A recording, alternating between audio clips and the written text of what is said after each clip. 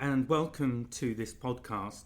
Now, in this one, the question, I guess, is where is the best place to photograph wildlife? And the obvious answer is wherever the wildlife is. So we'll get that one out of the way. But I had a bit more in mind when I asked this question. So I'm thinking of the kind of situation where you might be going to see wildlife that you don't normally have the opportunity to see. And I'm also thinking that it would be in an environment where the animals, whatever they are in their natural environment. And the kind of curse of wildlife photography is that the animals generally don't cooperate that much. And a lot of wildlife photography is patience and waiting for something to happen. And sometimes nothing happens. That's just the reality of it. So the reason for raising this is that often when you're in that situation and something does happen, you've really got to be ready and able to take the shot because you may not get a second chance. And that's what's kind of prompted this question. So the first thing I would say, where is the best place to photograph wildlife, is that if you're getting ready for a trip like that, I would say look at what's around you, what is in your home or in the immediate vicinity to your home, or somewhere where it's easy for you to get to. Now that might mean photographing a pet, ideally doing something, but not necessarily. It depends what sort of animal you're looking to photograph. But if you start practicing on real animals, they're going to be unpredictable to some extent. And it starts getting you in that mindset. So what are the things that you need to consider? Well, with the photograph itself, you want to be thinking about composition. So I've spoken before about becoming a storyteller, visual storyteller, and applying that to wildlife. So I'm not going to go into that particularly in this podcast because it's already been covered. But you do need to be thinking about the kind of composition. So if you can think about it, what do you want? Do you want to show movement in the animal? Are you trying to freeze everything? Is there something dramatic? Do you want to get a close-up? Are you looking at a wider shot? So all of these kind of questions. And if you're not really sure, now is the time to practice with subjects that you can get relatively easy access to. So this is where something like a pet playing, or maybe somebody playing with their pet, is a good opportunity. If it's not someone within your immediate family or friends, do ask permission. Otherwise you get into all sorts of other trouble. So that's the first thing. Look at where you can begin to just practice and develop the kind of skills you're going to need when you go off on this trip, on this experience to see these animals. And what that leads you to is then the next thing that you really need to be on top of, and that's knowing a camera. So it's no good having something dramatic suddenly happen in this amazing place, which is maybe on a trip of a lifetime, and then you're trying to remember how to set the camera, because you're going to come away very disappointed unless you're extremely lucky. You're going to be very disappointed with the results you get. So now also when you're doing this practice, it's the time to get very familiar with the camera. So the modes that the camera offers, because I'm assuming you're not going to want to shoot in auto. And here I'm assuming you've got a DSLR or a mirrorless camera, something that gives you more creative control. So if you're not going to be shooting in auto, what are you going to be using? Are you going to be fully manual? Because often that's not going to work terribly well for you either. So with auto, the camera will set up, generally get the exposure right, but the rest of it, it's then a bit of luck what the camera gives you. And also you're likely to have everything in focus, so your depth of field control is likely to be either extremely limited or non-existent.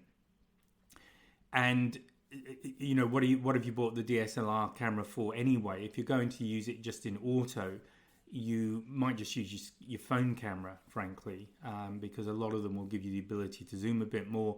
Or just if you're using a zoom lens on a DSLR and using it in auto, you really are not using anything like the full capability of that camera, and the results you're getting are frankly going to be pretty mediocre. You might be excited by them, which is great, but honestly, looking at what is available on that camera, or the potential of that camera, you're falling a long way short of what it's able to deliver. So using auto, I would say no. And in fact, on this podcast, I would say let's make a couple of agreements here. And one of them, when you're doing this practice work, is that you don't use auto. Now, you might choose to use manual, which is good because manual gives you full creative control. However, if you're in a situation where something is happening very fast, you're unlikely, look, the odds are against you getting a good result if you're just in manual. You might get away with it, but it means you've got to predict an awful lot of things and get them right.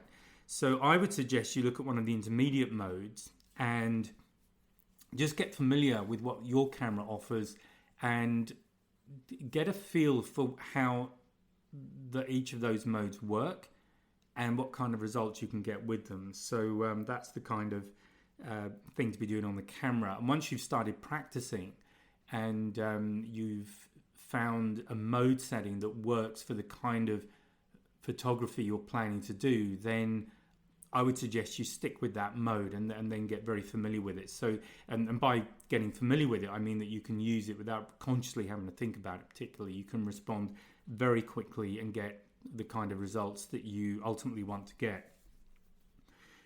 So taking it a stage further, what are the kind of things that are good to photograph? So I'm going to suggest birds. Now, you might not be interested in photographing birds, and that's fine. Some people love photographing birds and they're set up with equipment to do that. Other people aren't so much. But birds are a great subject because they're quite tricky if you've got a bird flying and you're trying to get it in focus and close up, but with a narrower depth of field. So let's take a situation where you have a bird flying across a background in the distance. It might be houses or it might be trees or whatever. The challenge would be to photograph that bird in flight, keep the bird nice and sharp, but have the background out of focus. Now, you might want to have the bird frozen, or you might want some movement in the bird. These are, again, things you can experiment with. And the reason for suggesting this is that in order to achieve those results, you need to have a certain level of mastery of your camera. And because the bird is moving, it means you're going to have to be probably refocusing to some extent. So you need to know how the focusing works on your camera. Using autofocus is fine. You might find that in certain situations, switching to manual focus gives you better results.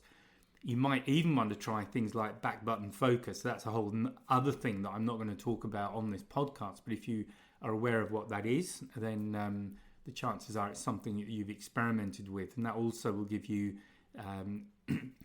different results. It means you can react differently when you set your camera up. Can you even use back button focus on your camera? So this is why I think birds make a good practice subject, even if you're not going to be shooting birds where you go, because they are moving and they could be moving across your field of view. They might be moving towards you. They might be moving sort of diagonally, so across the field of view and towards you or away from you, which means that your distance from them is changing. So you've got to handle differing focus requirements and knowing when to focus. How do you set up your focal points on the camera, on the autofocus? What sort of, because your autofocus on your camera is likely to have different ways of focusing. It might have a zone focus. It might have a particular spot focus. So what do you want to be using? So this is where working with this, practicing with this, means that you start to have a deeper knowledge of how your camera works so that you can get the most from it. And this is where you begin to step away. And I believe you, in my opinion, you become a creative photographer rather than just someone who takes snapshots. Because if you're setting in auto, everything's on auto, you're using whatever the camera defaults to on your autofocus settings as well, you might as well be using a smartphone, in my opinion, other than perhaps you've got better zoom capability. But really, you're wasting the creative potential of that camera. Another thing to work with is to find static subjects. So this is where a pet, if you have one of your own or if someone you know has a pet, you might try different shots of them. And the reason I'm suggesting an animal rather than a static subject like a tree or anything else you care to mention is that it is more realistic if you want to photograph wildlife. So if you're sat there fairly close to, let's say, a dog, and you're going to fill the frame with the dog's head. You're going to do a portrait. So where do you need to focus on first of all? And what depth of field do you need? So I always focus on an eye, but if you can see both eyes, which one you're going to pick? Now, again, if there's a difference between how they're lit, I'd probably go for the eye that is better lit, that is clearer. It's easier to see the iris and the details of the eye. I would tend to focus on that. What sort of depth of field? I like quite a narrow depth of field. So you need to work out how to do that on your camera. So you've got to understand how you control depth of field on your camera and which mode will give you the best response when you're thinking of your final subject in that way. So this is why practicing is important. And if you're not sure what the answer to those questions is, then get a subject, sit down with them for a little while and just play with different camera settings. The nice thing is these days with digital, the camera records the settings that you've used. So it's quite easy to then go back and look at them. And if you get a particular result that you really like, take a look at what the settings were on the camera when you shot that, and maybe try doing a few more shots with those settings. So it might be the mode you're using, how you've set the depth of field, all this kind of stuff. But it is well worth doing. In the days when I was learning, when it was all film, I used to write things down and wait for the pictures to come back, which wasn't always the most reliable method to use, and it also took a while. So using a digital camera, it's great. You've got a lot of immediate information, immediate feedback that you can tap into and then use. So all of these things are important. And then I suggest you kind of recombine. So once you've done a bit of work with the birds, go back, and you've done your work with this animal you're doing portrait shots on. What have you learned? How can are there different settings that came out when you were trying those two exercises? Or was it the same setting? Or do you find that you prefer one over the other? And if you prefer one over the other, try shooting the other subject. So if you really like what you got when you were shooting your dog in this example, go back and shoot some birds with that camera mode set up and that depth of field set up. How does that work? What do you have to change to get the result that you really want to get? And how quickly can you do it? So this is where using what's available to you on a day-to-day or a day-to-day setting is really important, and I don't think you can overestimate the value of it, because you want these things to become second nature, where you're not even really thinking about it when you do it. You automatically go to the camera. You've already got the camera in the right sort of mode. You have autofocus points are set up correctly. How the camera is measuring light is set up correctly. So again, this is another aspect of the camera. And this might all sound complicated, but there's only a few things to know. So there's your mode. It's really to know the mode, how those works. Pick a mode and just use it. Don't worry about the rest of it too much. And just get to know certain aspects of the camera. And these are probably things so the focal point, for example, it's probably something you'll set up once and then leave it. Just know which ones you use. The same with how you're measuring light. Are you doing the whole frame, or are you doing a particular point? So just experiment with those. And typically, as I say, once you've found something that works, you'll probably leave the camera set up that way. So these aren't settings that you're likely to change often.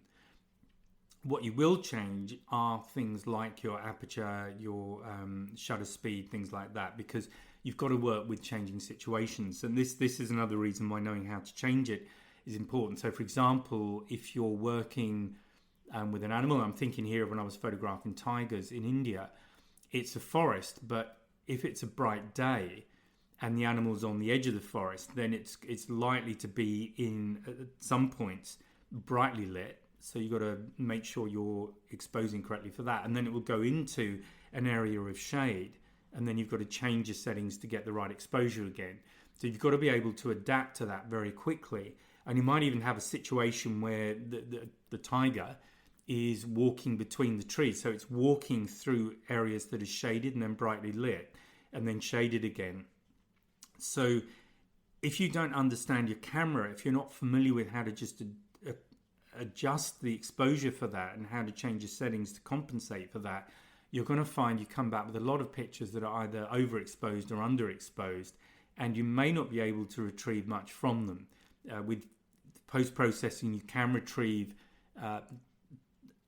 you can get a reasonable photograph out of a wrongly exposed photograph, but it does depend how far out, how wrongly exposed it is, and what you've got there. So definitely one tip is to always shoot RAW. Never shoot JPEGs unless all you're doing is shooting for social media or websites, that sort of thing, where you want small images. But if you want to have the biggest range of options, I guess, so I'm thinking if things should go wrong, then always shoot RAW. And definitely if you're going to be aiming to produce high quality pictures that you could perhaps put in a photo book or even print and put on your wall, then you definitely want to be shooting RAW. So once you've done all of that locally, one thing you can do is to go on a short trip somewhere. So that will be more of a challenge because it might be somewhere that you can't go that often. So the pressure's on more to get it right the first time, and this is a good discipline to have. Another thing that you can do is to shoot in different weather conditions. Now, it may be that you're going somewhere where you're expecting it to be dry and perhaps bright. It might be a sort of deserty area or something like that, or Africa in the middle of summer. But what happens if it rains? So again, shoot in different weather conditions. Also look at how you can protect your camera, because if it's raining, what are your options in protecting your camera? So for example, I use a splash cover which fits my main lens and my camera body. It covers them. But I don't only use that if it's raining. I also use it if it's very dry and dusty, because you can get dust getting inside the camera. Some of this very fine dust will find any small crack, even between a lens and the mount on the body, and get in there. So think about that as well. Think about how you can protect your camera if you're going to situations where either the weather or the conditions are more on the extreme side. And what can you do to protect your camera? How do you keep your lens clean? And what are your options for even changing lenses? Because if you're somewhere where it's either wet or very dusty, you obviously need to have some protection so that you keep everything dry and clean as you're changing lenses. So these are other things to think about if they're likely to be situations for you. And again, I think you can't beat practicing in different weather conditions, and as I've suggested, think about going somewhere that it's not so convenient to go to, and with the intention of coming back with some good quality photographs. Now, you may not be able to get the subject that you're going for, that's just the realities of wildlife, but think of some secondary subjects that you can shoot, which you know are going to be there. And again, just experiment with what you've learnt in the work you've done at home, and apply different settings, different shutter settings, different aperture settings, maybe even switching modes and seeing what the difference is, and see if you get the kind of results you were expecting, and go from there. So that's really covers the tips that I have for you for photographing. So where is the best place to photograph wildlife? Well, actually, it's at home. From the point of view of getting yourself, and this is all about you. The camera that you have, it doesn't really matter to a large extent. If you bought a DSLR, most of them give you some flexibility in what you can do. So they'll all give you this aspect of creativity. You can shoot certain shots, and frankly, most of them, in most of the conditions you're likely to shoot in, any camera is likely to give you a decent result. Yes, you can argue about the resolution, is the ISO high enough, all that, but you're tending to talk more extreme situations, and most of us don't shoot in those sort of situations, or at least not very often. And frankly, I'm thinking things like very low light, all that sort of stuff, and frankly I found that smartphones tend to work better, and that's because they are a lot of the smartphone cameras have been developed from movie camera technology rather than stills camera technology. These days, probably the gap is closing, and mirrorless it probably works a little bit better. But again, it does depend on the camera. But if you're looking at a mid-range kind of camera that you can get pretty easily, not too expensive. Any DSLR or mirrorless that you buy should give you be able to deliver the kind of results that will give you a photograph you're satisfied with. So it comes back to how well do you understand the camera? How well do you know what it is that you want to shoot? So you have to have a good idea of what you think is a good picture anyway. And I'm not talking about just saying, yeah, I like that picture. It's actually been able to say, yeah, I like that because the depth of field is, it's got a big depth of field, or it's got a very narrow depth of field. The contrast is it's a very dark picture, it's very moody, or it's very bright. I like bright colors, I like black and white. You know, what is it that you are intended to shoot? You've got to be able to define what a good photograph will be for you in that situation. So if you're going off to shoot an animal, what do you want to shoot? Well, for me with humpback whales, it would be a whale breaching with everything absolutely frozen. Ideally, a good bright sunlight, so the colours are all there. The blues of the ocean come out, the colours of the whale itself come out, but everything's sharp. Hopefully, you can see droplets of water. That sort of level of resolution, and they're just frozen in midair. So it's literally thousandths of a second that I'm shooting. So is that it? Or do I want movement? It could be that a good breach photograph for me of the whale is something with movement. Everything's blurry, everything's moving. It really comes down to personal preference and whatever floats your boat, to use a phrase. So the key thing to do is to develop habits so that you get to know your camera and you get to know what it's capable of delivering in certain situations, whether it's bright light, low light, wet, dark, all of that, and that you have solutions in your mind that you really don't have to think about that much. You just walk out, you know it's an overcast day, so you already know roughly what you're going to have to set the camera to get good results. And then once you're in the area where your animals are going to be, maybe shoot one or two test shots to get it just framed so that you can immediately look and see what sort of exposure you're getting, how's your depth of field working, and then you're ready to go. So it's all about knowledge of your camera, knowledge of what makes a good photograph by being very specific about what makes a good photograph, and then practicing until it becomes second nature and you're not even having to think too much about what you're doing. It's literally seconds of taking a shot, having a look at it, making an adjustment, and that's it. So there you go. Hopefully that's given you some food for thought. Hopefully that's given you some tips. If you would like to know more about some of the things I've spoken about, because I haven't explained what they are quite deliberately, because this podcast is really to help you along, but it assumes that you know your camera reasonably well. If you don't know your camera reasonably well, that's fine. You're very welcome to just drop me a line, drop an email, because I do have online courses that will teach you everything that I've spoken about. In particular, there's one for DSLR and mirrorless, so you can write to me at Graham, so that's Graham at ge.photography. So Graham at ge.photography. There is not a .com on that or a .anything else at the end of it. It's Graham at ge.photography, and I can send you the information about the course, and then it's up to you whether or not you would like to invest in that and take the course on.